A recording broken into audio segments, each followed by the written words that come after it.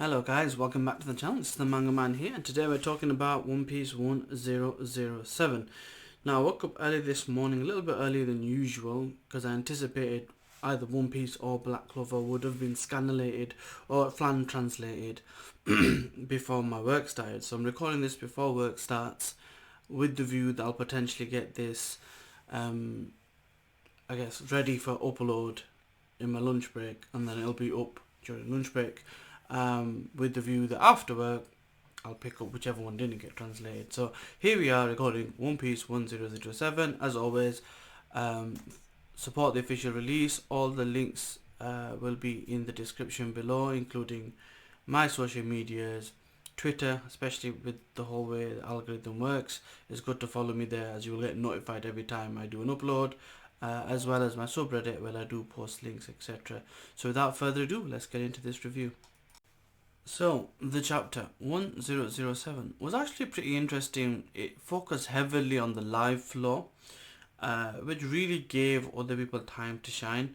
Ultimately, as you can imagine, this doesn't really tell us timeline wise where we are upstairs, but it does give us enough time for there to be a time skip upstairs. So things have moved on, maybe, the 10 minutes is over, or maybe all the supernova are down, maybe Kaido's moved out of hybrid form. We'll have to wait and see. Anyway, the last one I'm hoping not for, because I really want to see this. But anyway, let's kind of go through the chain of events and what they possibly could mean. Now, the first thing is what's going on with Boss Hyogoro.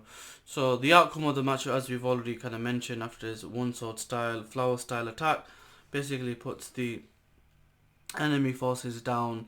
And considering they're meant to be the samurai of the Shogun and the samurai of Kaido, it surprises Scratchman Appo with even X-Drake stating that this is probably why the rest of the world government is fearful of Wano.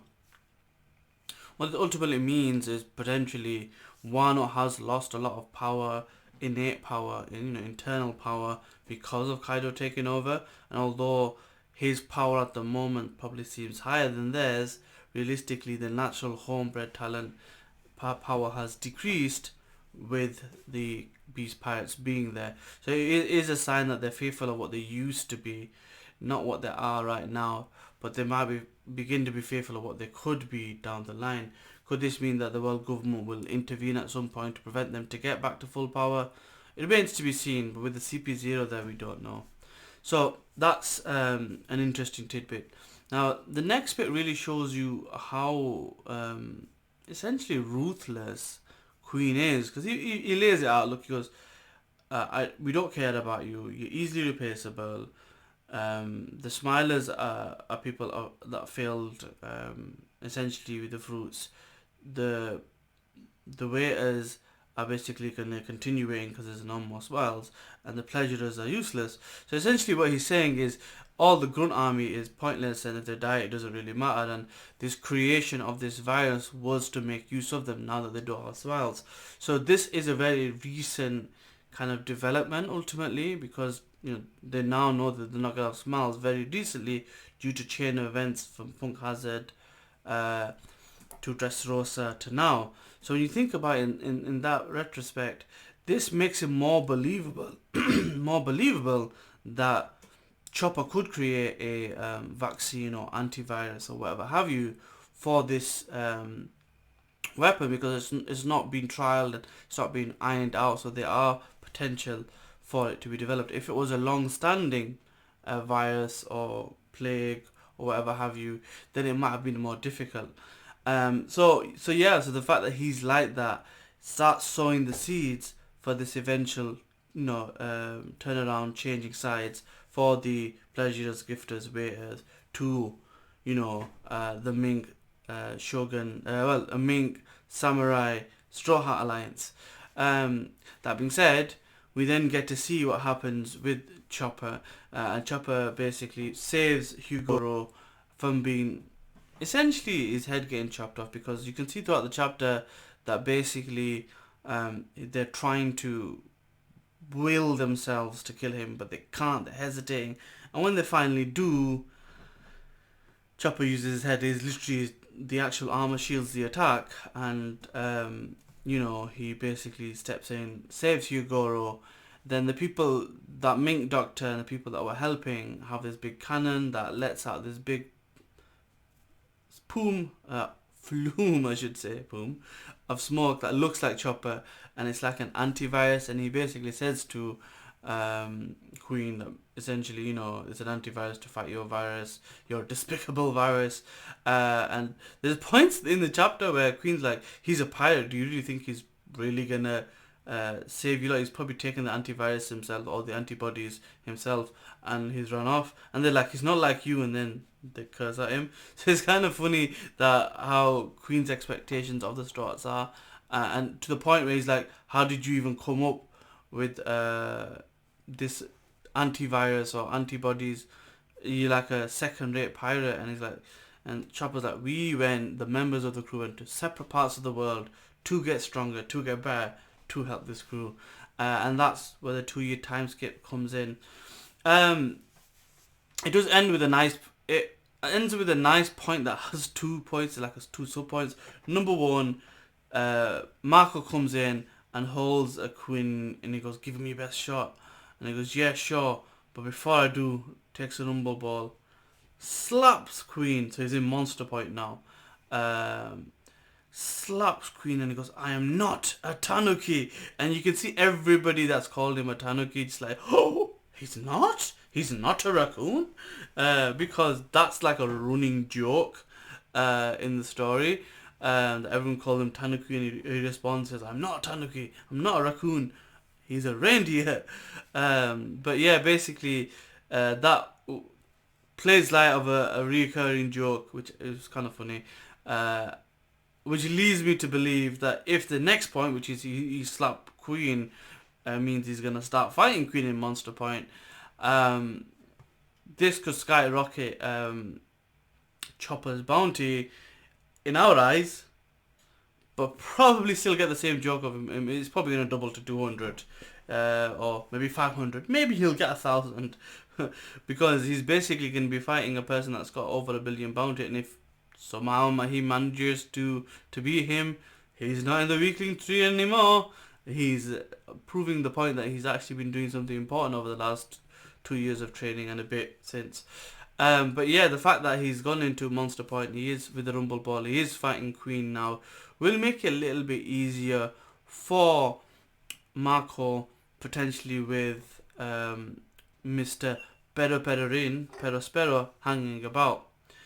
That pretty much is realistically 70 or 80% of the chapter in terms of content, because you only get 2 or 3 other things really. You get this whole kind of a few panels about CP0, where CP0 discuss the fact that that when Kaido got caught by the Navy, Vegapunk used his abilities, his knowledge, to extract a version of his devil fruit powers, and rather than giving it to the government, he basically put it on Punk Hazard, which they believe to be destroyed. But they're also told by G5 that one of the areas is still working, and so they're fearful that devil fruit might be about, but they're hoping that it's just been destroyed.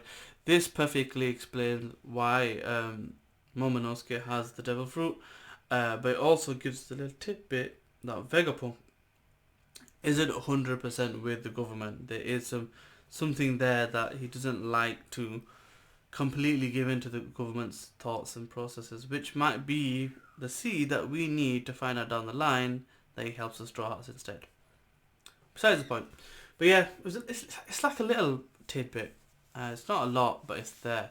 Then there's another tidbit where Momonosuke turns into the dragon, and he's still crying about being weak, which you can understand because he is in the body of a child. He's a few years old, not even 10, and basically he's crying and he's hiding and this and that and the other. One of the running things with him, the themes, is he's like that, but ultimately my issue with him is he doesn't do anything about it. He still whines, he still cries, and maybe this is going to be something down the line when the time skip happens and they say, oh, you used to be such a crybaby before. And, you know, it changes, but ultimately he's just Momonosuke, a really annoying character who doesn't really do much. Has a lot of people linked to him and there's a lot of expectations of him, but he's just a crybaby, as Luffy has said many times. A spoiled brat.